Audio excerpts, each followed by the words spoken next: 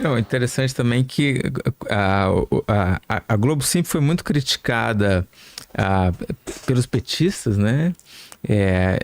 Na época do Jair Bolsonaro, também teve verba para a Globo, mas hoje a Globo basicamente é a porta-voz do petismo, né? Virou assim, é, tanto que é a principal fonte de informação de quem quem diz que votou no Lula, votou no PT. Né? Enquanto que a turma do Bolsonaro vai muito mais pelas redes sociais, e aí também tem uma série de outros veículos que acabam sendo usados também. E você estava falando ali do partido do Elon Musk, né? Ele acho que até deu o nome do Partido América. É interessante a gente olhar também. Eu acabei de dizer aqui que o Brasil imitou muito a política americana nessa questão do voto da identidade, da escolha da sua fonte de informação. Mas o momento agora dos Estados Unidos é interessante porque o Partido Democrata e o Partido Republicano, no que eles começaram a se voltar muito para um público mais específico, mais dentro da bolha, eles deixaram uma quantidade muito grande da população americana, que eu acho que saiu numa pesquisa até 40% da população americana sem opção. Né? Essa gente ficou desassistida, ficou sem partido. Porque até os dois partidos principais, existem outros partidos, mas que não tem chance nenhuma, eles começaram a se parecer muito entre si. Por exemplo, hoje os dois são protecionistas, né? O Partido Republicano, que era um partido mais liberal, livre comércio, acordo de livre comércio, com o Trump virou um partido protecionista. E o Partido Democrata, que historicamente tinha ali na sua base os sindicatos, nos anos 90, 2000, com Bill Clinton, depois com Obama, virou um partido de livre comércio. Agora voltou a ser protecionista com o Biden. Então, os dois estão numa pegada protecionista. Então, se você é americano hoje e defende livre comércio, você ficou sem partido. Né? Se você defende um controle dos gastos do governo federal, você também ficou sem partido, porque o Trump, nessa nova orçamento dele, Big Beautiful Bill, né, que ele propôs, ele está gastando a rodo, né? Fazendo o que o Joe Biden fez no governo dele. O Joe Biden fazia os planos, era assim, $1 trilhão, 2 trilhões, começaram a falar em trilhão, né? Então, se você é a favor de uma contenção de gastos, você também não tem nenhum partido. Então, de repente, esse partido do Elon Musk pode atender a essa população que foi esquecida. E um outro entrave que tinha para um partido crescer nos Estados Unidos é que os Estados Unidos têm um sistema federal em que a eleição acontece em cada um dos estados de uma maneira muito particular, né? Cada estado faz a sua lei e você precisa ter uma estrutura nos 50 estados americanos bem organizada para você conseguir fazer campanha, né? E se inscrever o teu candidato e acompanhar todo o processo e tal. O que é muito difícil você ter. Só que o Elon Musk, com a grana que ele tem, ele pode conseguir fazer isso, né? Então, assim, vale a gente acompanhar o que vai acontecer. Essa briga. Ô, Lene, o que o pessoal quer saber aí do que a gente já falou? Bora lá, tem algumas perguntas aqui. A primeira que eu vou fazer, na verdade, são duas em uma, é que as duas são parecidas, tá? Uma é do Nácio Alex e a outra é do Hello Cat. Eles perguntam... Hello Kitty, Hello Cat. Hello Cat, eles perguntam o que os eleitores podem fazer para fugir desse ciclo Bolso-Lula. Olha, eleitor, quando você fala assim, se pensa, evidentemente, na hora do voto. E assim, é um negócio que me desagrada, que as pessoas fiquem pensando exclusivamente em voto. Eu sempre falo assim, voto é algo que você faz durante 1 minuto, de 4 em 4 anos para aquele cargo. É de 2 em 2 anos, mas para cargo diferente. Você tem eleição municipal, 2 anos depois eleição presidencial, cada uma tem algumas outras associadas. Então, acho que os brasileiros, o que eles precisam fazer é acompanhar mais o debate público e vigiar os políticos, independentemente de partido e de corrente ideológica, ao longo de todos os anos. E muitas vezes você vê no Brasil um pensamento absolutamente equivocado de que se o sujeito votou em determinado político, ele não tem o direito de criticar aquele político.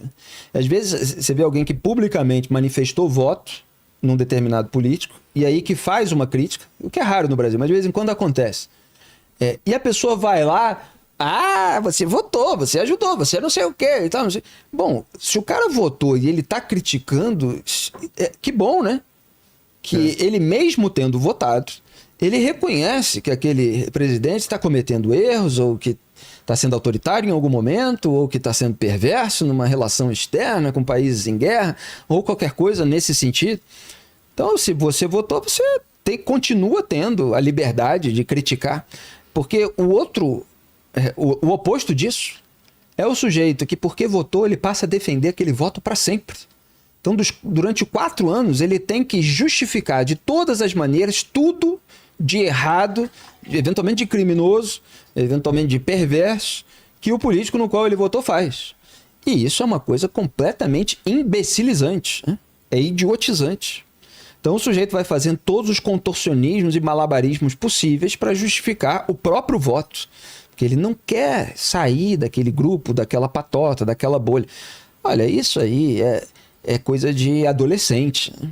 Então, a pessoa que não consegue superar isso, ela tá presa numa terra do nunca. Então, na adolescência, você tem muita gente que entra naqueles grupinhos, o cara tá no grupo dos populares da escola. Aí ele entra naquele grupinho e ele passa a falar daquele jeito, se vestir daquele jeito, ter aqueles hábitos, eventualmente vai adquirindo aqueles vícios que as pessoas têm para fingir que são adultas, para posar que são super maduras, etc. E aí, em nenhum momento você vai conseguir olhar de fora aquele grupo para falar assim, não preciso disso aqui não. Isso aqui faz mal para mim.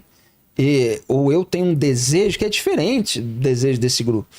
Então, essa adesão ao coletivo, esse coletivismo, ele vai suprimindo a personalidade, os traços singulares que aquela pessoa precisa buscar. O que você tem de específico? Qual é a sua vocação? Essa é uma das principais questões. Qual é a sua vocação? O que você sabe? O que você é capaz de fazer? O que você tem dom para fazer? O que você faz? Que você faz assim que algumas outras pessoas não conseguem fazer? Alguma imunidade que você tem? Por exemplo, o médico ele consegue ver sangue sem passar mal, sem ficar enojado e tal. Muita gente não consegue.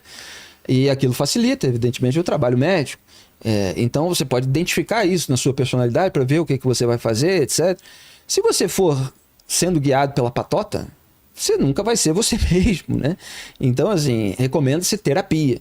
O que acontece hoje é que as pessoas estão trocando a terapia que busca a singularidade do desejo daquele indivíduo e busca fazê-los conseguir expressar o seu desejo, os seus sentimentos, contar para si próprio a sua história. Elas estão trocando a terapia pelo movimento social e pela bolha virtual. Então elas aderem a um grupo e vão suprimindo aquela individualidade. Quando você vê, eles são iguais. A gente às vezes fala, não, chamar todas essas pessoas de ativistas, nem adianta nomear, porque não tem nenhuma diferença. Eles são absolutamente iguais. Aliás, quando você pega a obra, por exemplo, de um liberal de verdade, não Bolsonaro, mas o Hayek, foi prêmio Nobel de Economia em 1974, escreveu lá em 1944, se eu não me engano, O Caminho da Servidão. Tinha um capítulo do livro dele, sabe qual é o título? É um título perfeito para hoje. Por que os piores chegam ao poder? Que talvez responda a algumas perguntas aí, inclusive essa. E o que ele fala? Que para você encontrar a homogeneidade em grupos humanos, você tem que ir lá no fundo. São as pessoas mais rudimentares, as pessoas mais sem arestas, sem escrúpulos, as pessoas com maiores déficits cognitivos, enfim, ele tem as formas de expressar dele, estou expressando aqui nas minhas, mas já citei esse artigo, esse capítulo de livro em artigo, porque lá você pode estabelecer uma homogeneização com pessoas assim, porque quanto mais capacidade cognitiva as pessoas têm, quanto mais conhecimento, quanto mais talento individual, mais destaque, etc., mais heterogêneas elas são. Porque são pessoas que realmente conseguiram desenvolver a sua singularidade. Então elas tendem a divergir em determinados pontos, etc. Mas se você quer todo mundo para organizar uma militância digital, você vai lá no fundo do poço. É o que o Lula faz nos governos dele. Ele pega aquelas pessoas completamente desqualificadas e coloca lá num cargo. E as pessoas estão ganhando uma fortuna. O Bolsonaro, foi o que ele fez. Quando a família dele estava pendurada por investigação de funcionalismo fantasma, ele pegou lá do fundo do Ministério Público o Augusto Aras, que era uma pessoa que não tinha nenhuma capacidade de ascender por talento e mérito dentro do órgão de fiscalização e controle do qual ele faz parte, tanto que ele não estava na lista tríplice da categoria. Mas ele é aquela pessoa disposta à subordinação política. E o Bolsonaro só admite, em torno dele, pessoas 100% subservientes. Tanto que todas que tinham um mínimo de personalidade foram saindo, foram sendo achincalhadas, né? Sérgio Moro, General Santo Cruz, General Maynard Rosa, que muita gente não conhece, mas que deu uma ótima entrevista na época que saiu do governo, falando, olha, não dá mais, não dá para chegar no Bolsonaro. Ele está rodeado aí por um monte desses jovens aí de rede social e tal, não tem como falar com ele que não é esse caminho e tal, não sei o quê. E vários outros, né, que foram alvos aí de perseguição. Enfim, tô falando para as pessoas não aderirem a patotas, não perderem a sua singularidade, e aí elas podem vigiar mais o poder. Mas só respondendo muito objetivamente, de fato o sistema partidário não dá muitas opções, né? Então você tem aí um déficit de opções, de alternativas eleitorais, mas a sociedade precisa zelar para que haja a alternativa. Porque a demanda muitas vezes força com que haja o oferecimento. Mas meu recado para Hello Cat aqui, complementando o que o Felipe falou, a gente tem que realmente se preocupar de não seguir a patota, porque a patota é isso, é um monte de gente igual, usando os mesmos raciocínios, né? Mesmos jargões, a gente né? tem que buscar. Né?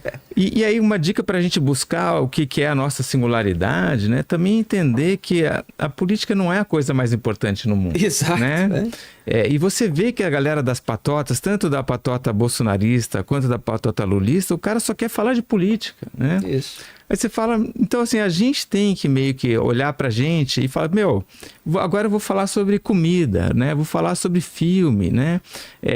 Encontrar pessoas também diferentes, que não são do teu convívio. Exato, dialogar. Que de repente vão falar sobre assuntos que você nem conhece ainda, né? Nem faz ideia.